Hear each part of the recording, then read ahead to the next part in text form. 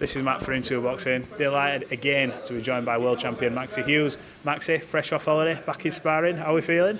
Yeah, I'm all right, Mush. Yeah, straight back to it. We're off at playing Friday. Mush, don't be giving me that bad boy Chiller Crew fucking jargon. They're my pals, aren't they? The fucking boys. So, yeah, I even got our young'un saying that. Chava and all. Yeah. We had a nice breakaway last week. So I'd been training hard to be. I was training like I had a fight. I was sparring a couple of times a week. Helped helped my mate Jace Cunningham prepare for his fight.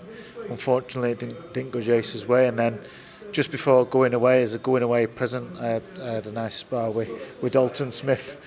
And, well, that was a present for it. Yeah, and the hype's is real. I've known his dad since amateur days.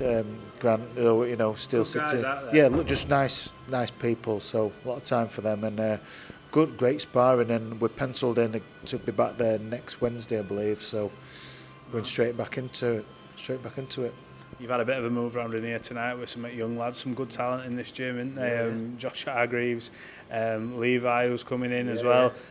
What do you make of that? They're all keeping you on your toes, especially when you've just come off holiday. I know Sean said he's a good super middleweight, whatever he's called you tonight. What's it like having these youngsters pushing you and keeping you fresh? It's good. It's obviously healthy competition because they're my stable mates, but keeps you on my toes. I've got to show my levels, being the wise old fox, and they're coming in chomping at a bit like fucking what they call little velociraptors.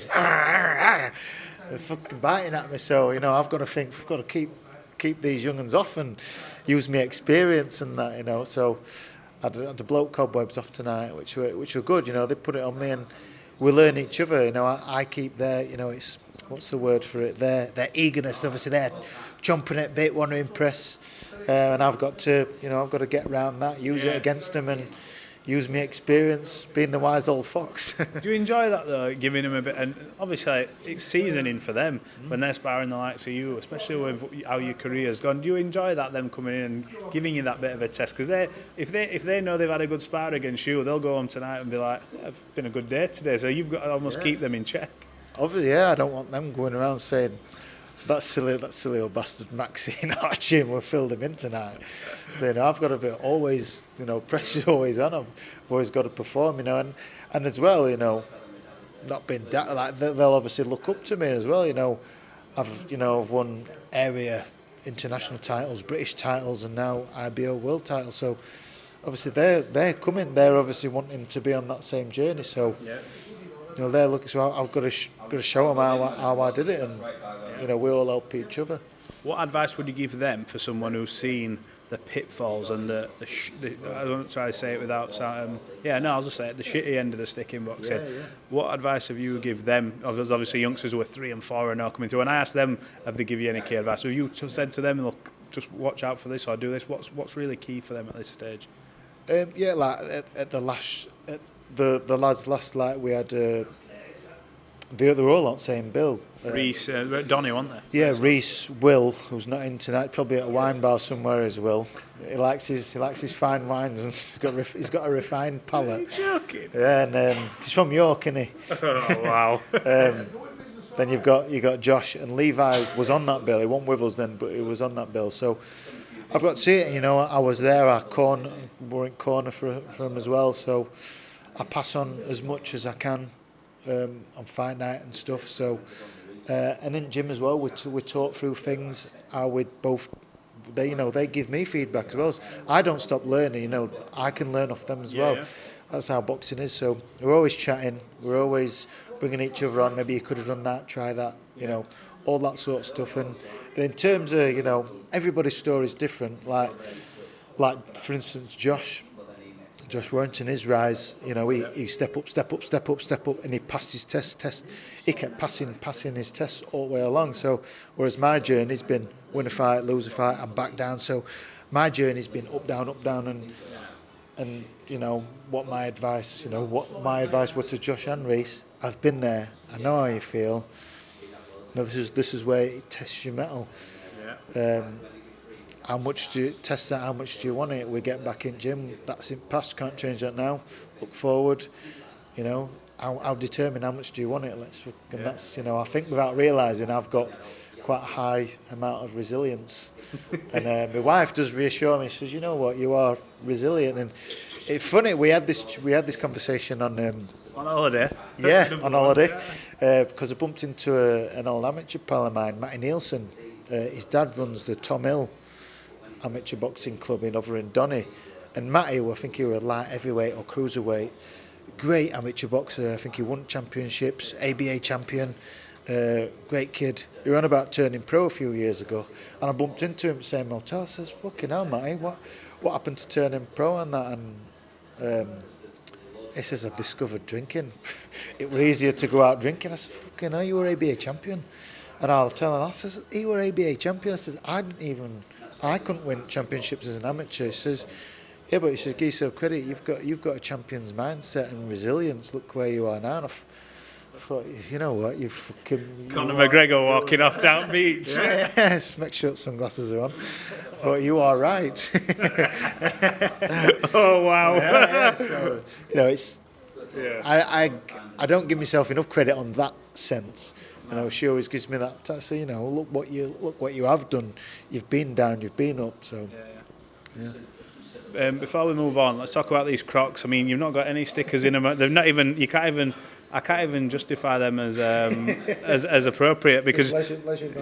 Yeah. What's the crack? Any new stickers coming from? Because I know you're big on them. I did look. You must have a Croc sponsor. Somebody must be looking at. They'd never reply to any of my fucking stories. I tag them all the time. And there'll be one of them who, when they do finally come and say, sponsor, "Nah, mate, you're fucking too late, I'm going to Skechers." So, no new stickers. What I wanted for the Ryan Walsh fight is... I had, obviously, for the Strafford fight, I had "and new." That's all right. But they didn't have it, they've not got enough.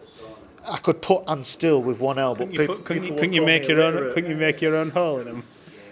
My own what, sorry? You put another hole in them for still. Well, I've got all tools, got all DIY kit. I could do, yeah, but no new on there. I did have a new pair for holiday. I got a white pair for holiday. I'm sure they were dapper. I mean, although Crocs let me down because I ordered a size 7, they sent me a size 8. So it's quite big anyway. So my feet look fucking massive. Walking around in big fucking my skinny legs.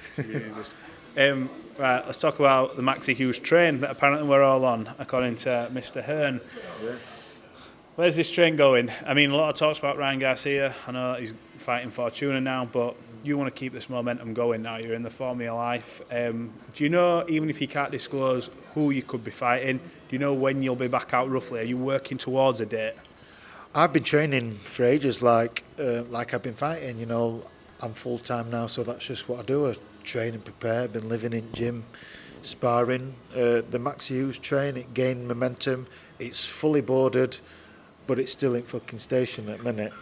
There's not even no conductor. So Eddie and Mr. Conductor, it's still in station. But my manager says hopefully we're waiting some news. And it looks, obviously, I was chomping at a bit for a summer show. Mm-hmm. That's out at window.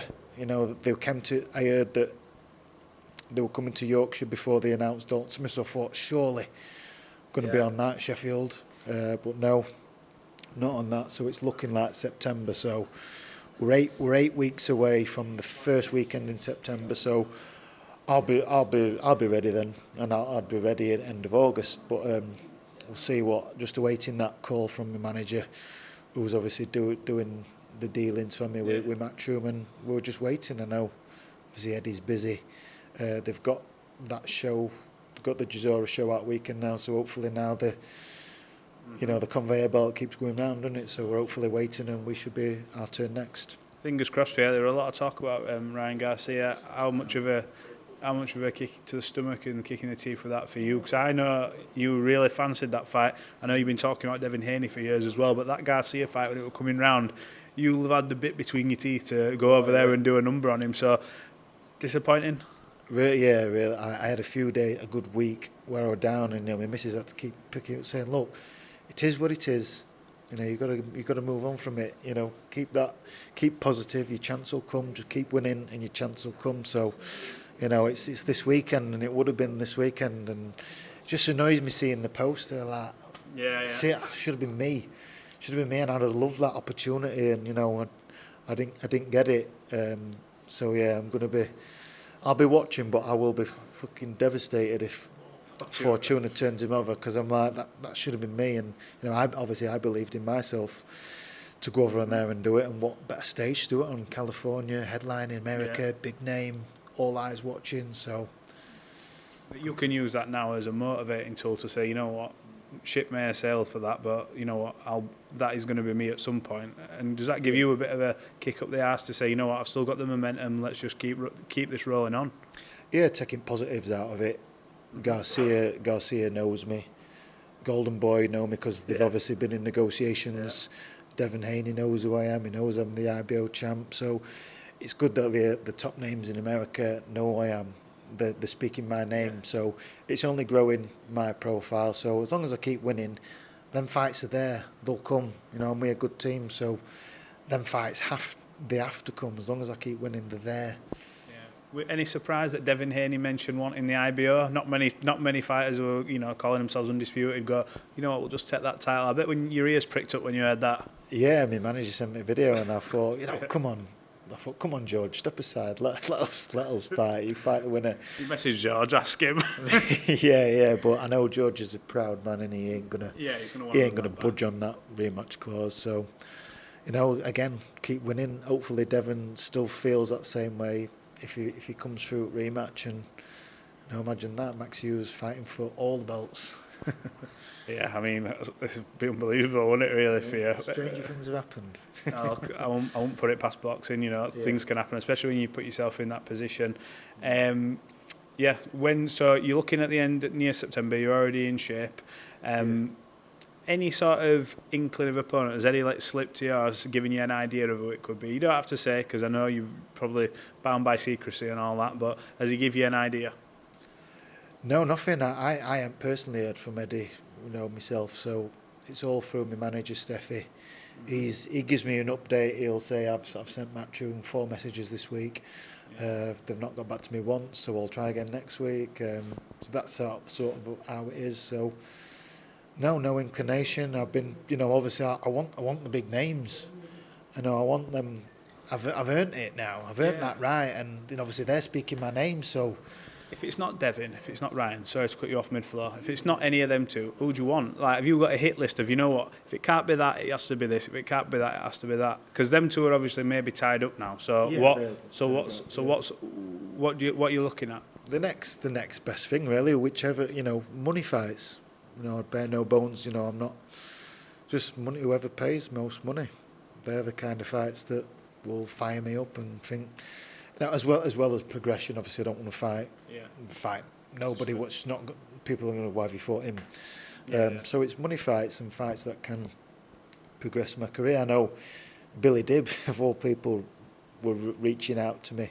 Yeah, he says, for some reason he's ranked high with IBF. He's number 5 with IBF at lightweight. Billy Dibb is 5. I'm number 10. He's number 5. Obviously, the IBF highly regard Billy, so he were reaching out saying, "I'd love to fight." I know there were a bit of movement on Twitter, but Matchroom didn't send out about it. You take that fight?